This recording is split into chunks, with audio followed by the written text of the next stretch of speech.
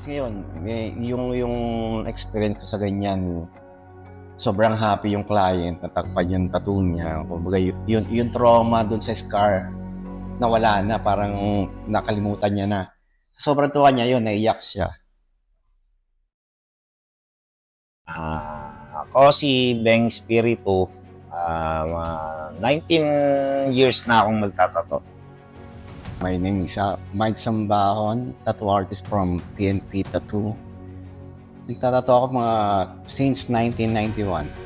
Hello, I'm Diani Lau. I've been tattooing since 1992.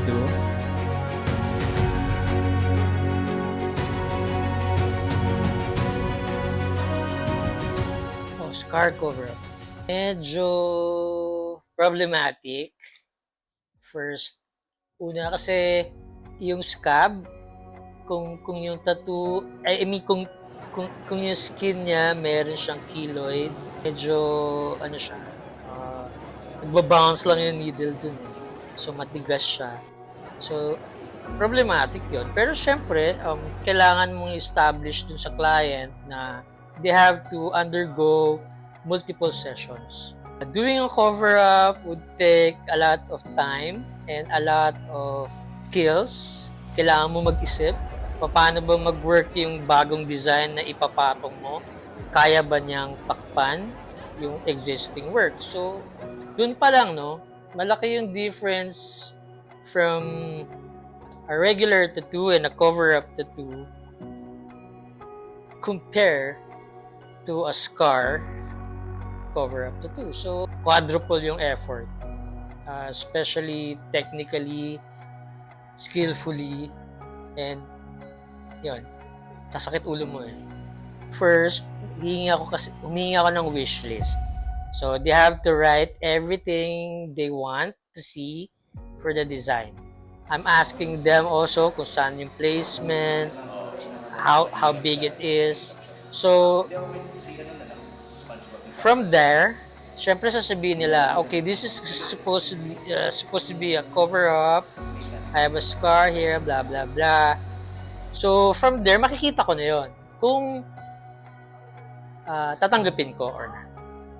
Kung successful kami, they would be happy enough, no? Na magiging proud sila and yun. Pwede din, they're gonna hate me kasi hindi ko nagawa yung trabaho ko, supposedly, right? Hindi ko ito eh. Okay na. Kasi katulad niyan, marami lumalapit sa akin na yung mga katulad stretch mark, yung mga peklat na, yung mga self-inflicted na peklat, yun kadalasan. Yung iba naman, mga surgery na scar. Hindi siya ganun ka-common pero mangilan-ngilan din ng mga nagre-request.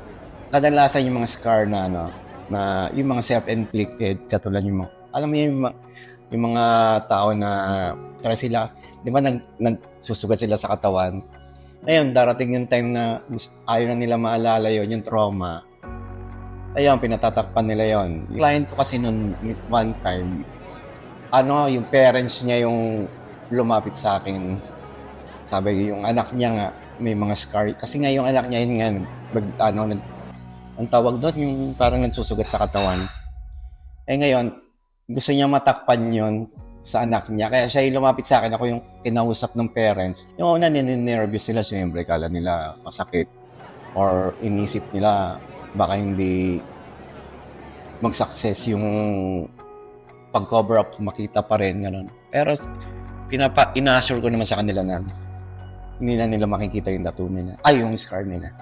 Pagka finish yung tattoo nila, nakita nila na na-cover up yung scar. Ayun, tuwan-tuwa sila. Ganyan, naiyak siya. Kasi nga, yung scar na yon na pinatakpan niya, yung may trauma siya naramdaman. Advice ko sa kanila yung magtiwala sila dun sa artist na gagawa. Kailangan maging handa yung isip at sarili nila sa pain. Hindi kasi yun parehas ng pain ng regular tattoo at sa cover-up tattoo, sa scar cover-up. Pangalawa, dapat nilang tatanggapin yung design na bibigay ng artist na babagay para sa kanila. Kaya yung artist yung masusunod kasi para sa kanila yon, para sa ikakaganda nung talagang makatatakpan ng maayos yung scarf. Having the scar every day you see it, it reminds you, how ugly it is, or it reminds you na nadapa ka or a bad experience, no? And then somebody does magic na poof, pinaganda niya yung skin mo. Siyempre, utang na loob yun.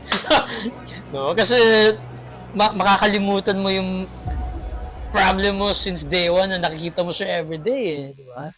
Lalo na kung exposed yung peklat niya or yung scar niya exposed. Especially people nowadays, may mga commercial na kailangan magpaputi ka, blah blah blah, makinis yung balat mo. So, dun pa lang na-insecure ka na lalo kung may itim ka, di ba?